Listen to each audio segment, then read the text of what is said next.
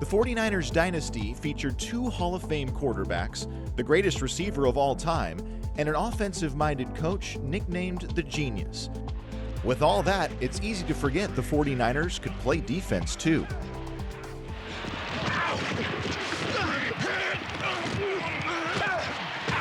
The mastermind behind the other half of the 49ers Super Bowl run was George Seifert, who won 3 Lombardi trophies as a defensive coach and captured 2 more as a head coach.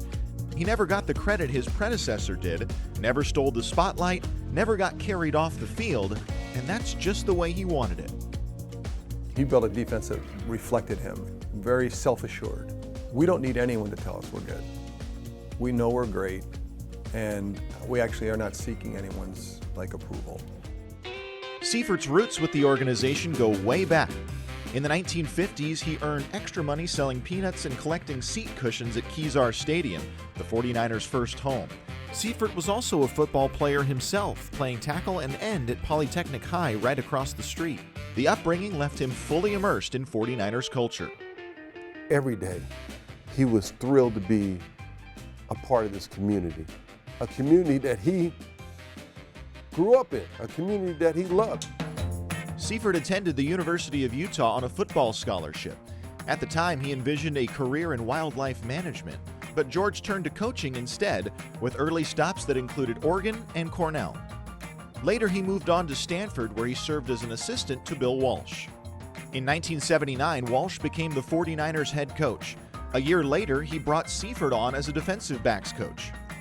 That role took on extra importance when the 49ers used the first 3 rounds of the 1981 draft to select 3 defensive backs: Ronnie Lott, Eric Wright, and Carlton Williamson.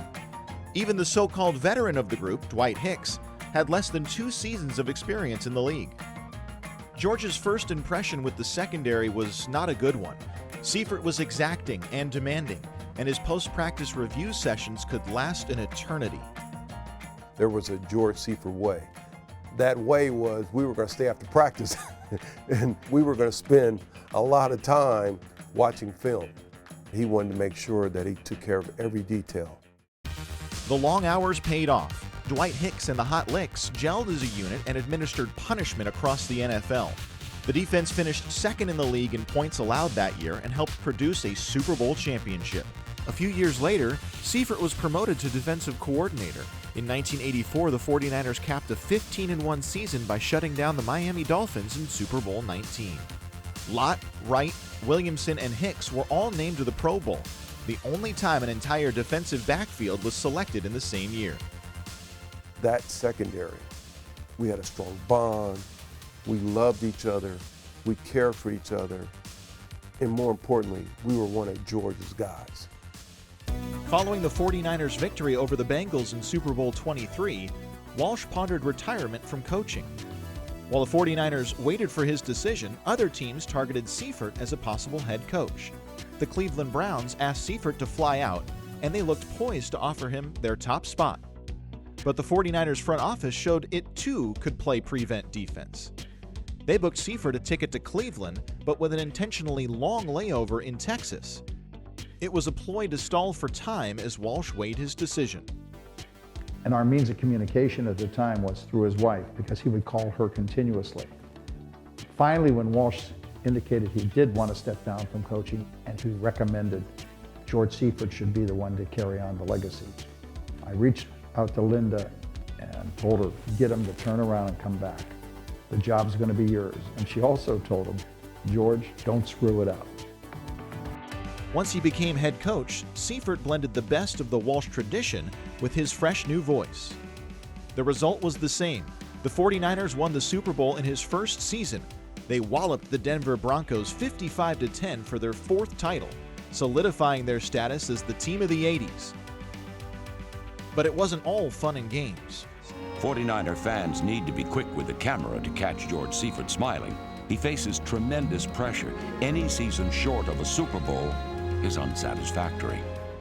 During this time, the Joe versus Steve quarterback controversy that Walsh created was at a fever pitch, but Seifert ended it. He selected Joe, case closed.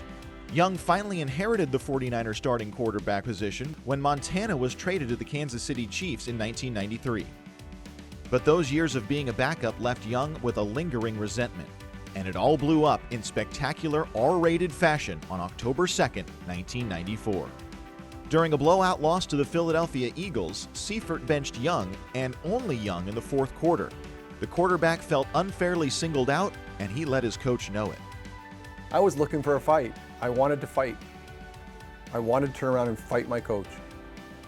And I give George a lot of credit. He never flinched. Even after the game, I'm not leaving this locker room. He needs to confront me. Never let it go. And what did George do? He got dressed somewhere else and left. Galvanized by the moment, the 1994 49ers never lost again. They went on to eviscerate the San Diego Chargers in Super Bowl 23. Young played the whole game this time.